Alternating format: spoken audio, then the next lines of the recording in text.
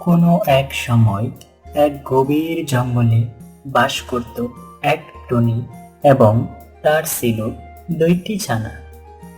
সে তার দুই ছানাকে নিয়ে সবসময় দুশ্চিন্তায় থাকত, কারণ সে জঙ্গলে এক দুষ্ট লোভী শিয়াল বসবাস করত।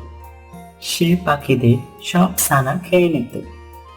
তার একজন কাক বন্ধু ছিল, সেও শিয়ালের মতোই দুষ্ট ছিল। শিয়াল বন্ধু, একটা জব্বর খবর আছে। জঙ্গলের কোণার কাছে টুনির যে দুটি বাচ্চা হয়েছে, সেই খবর কি তুমি রাখো? কি বলিস? টুনির বাচ্চা হয়েছে আর আমি জানলাম না এখনো? আচ্ছা, ছানাগুলোকে বড় হতে দে, তারপর একদিন গিয়ে খেয়ে আসবো। প্রতিদিনের মতো কাক জঙ্গলে উড়ে বেড়ানোর সময় হঠাৎ করে দেখতে পেল দেখো সোনারা, আমি খাবারের সন্ধানে একটু বাইরে যাচ্ছি।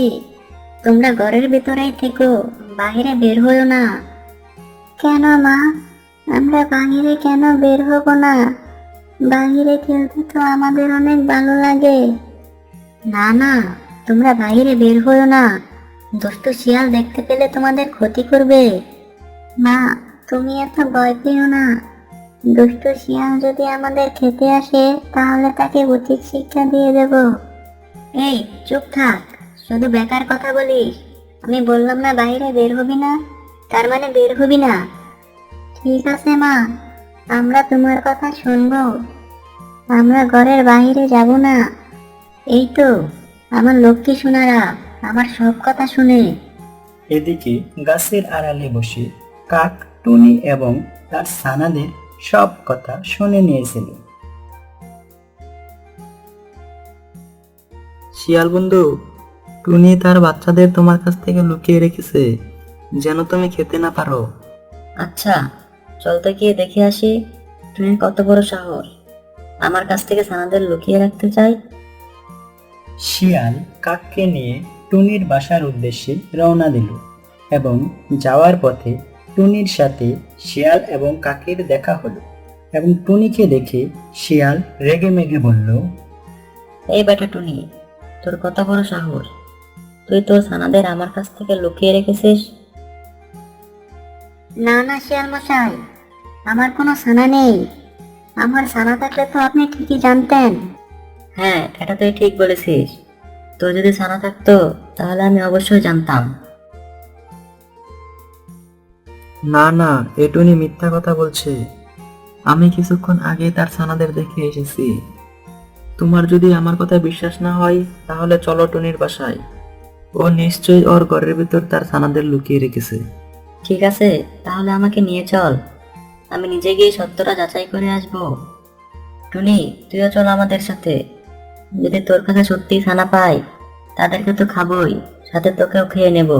শিয়াল মশাই, আজ আমার একটা জরুরি কাজ ছিল, অন্য একদিন গেলে হয় না? কে রে বেটা টুনি, তুই আমার মুখের উপর কথা বলিস? তুই এত সাহস পাস কোথা থেকে? চল, অন্য কোনো দিন না, আজই যাবো তোর বাসায়। এরপর তারা তিনজন টুনির বাসার উদ্দেশ্যে রওনা দিল।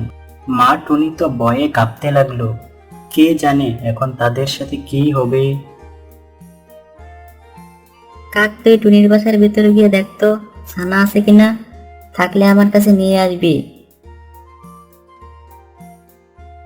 কাক টুনির ঘরের ভিতরে ঢুকে তার ছানাকে কোথাও খুঁজে পেল না। এই বাসাতে তো আমি টুনির ছানাদের দেখেছিলাম, জানি না এখন কোথায় লুকিয়ে আছে। এখন আমি শিয়ালকে গিয়ে কি বলবো? কিরে কাক, ভিতরে এতক্ষণ কি করছিস? ছানা দুটিকে তাড়াতাড়ি আমার কাছে নিয়ে আয়। টুনির ছানাদেরকে তো এখানেই দেখেছিলাম, এখন খুঁজে পাচ্ছি না। হয়তো টুনি কোথাও লুকিয়ে রেখেছে।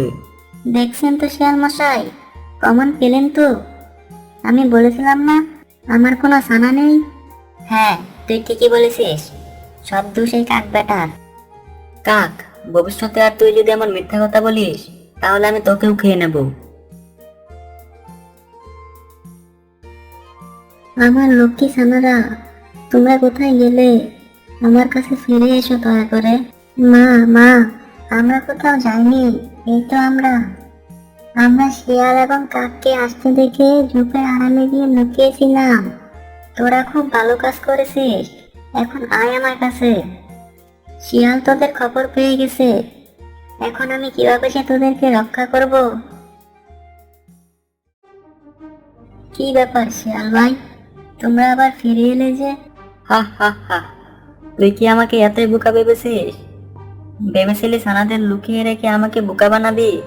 এখন তোর ছানাদেরকে তো খাবোই, সাথে তোকেও খেয়ে নেব। না না শিয়াল মশাই, তুমি আমাদের খেয়ে নাও, কিন্তু আমাদের মাকে ছেড়ে দাও। ঠিক আছে, টুনিকে আমি ছেড়ে দিলাম, কিন্তু তোদের আমি খাবোই। শিয়াল মশাই, জঙ্গলের অন্যান্য পশুরা তোমাকে খারাপ বলে, কিন্তু তুমি আসলে অনেক ভালো। তোমারই তো এই জঙ্গলের রাজা হওয়া উচিত। তোমার মনে অনেক দয়া। এসব কথা শুনে শিয়াল অনেক খুশি হলো এবং মনে মনে ভাবতে লাগলো, আরে বাহ, এই প্রথম কেউ তার এত প্রশংসা করলো। শিয়াল ভাই, আমি তোমার কাছে একটা আবদার করতে চাই। আমাকে খাবারের সন্ধানে সারাদিন বাইরে থাকতে হয়, ছানাদের ঠিক মতো সময় দিতে পারি না। আমি তোমার কাছে একদিন সময় চাই, আমি যেন ছানাদের নিয়ে একদিন ভালোভাবে সময় কাটাতে পারি।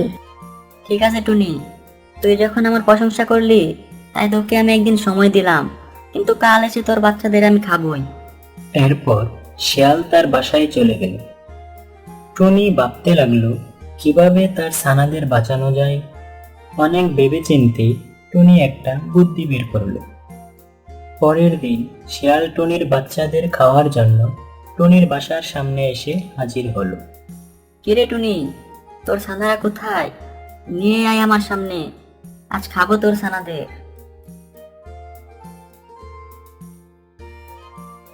এই যে আমরা, এখানে আসো, আমাদের খাও। এই তো ভালো ছেলেদের মতো কথা, আমার জোর জবরদস্তি করা লাগলো না। যখনই শিয়াল তার ছানাদের খেতে গেল, তখনই শিয়াল একটা গর্তে পড়ে গেল এবং গর্তের কাঁটায় বিদ্ধ হয়ে সে মারা গেল। আরে বাবা, এসব কি হয়ে গেল? আমার সাথেও এমন হওয়ার আগে এখান থেকে পালায়। বাজে শিয়ালের এতদিনে উচিত শিক্ষা হলো।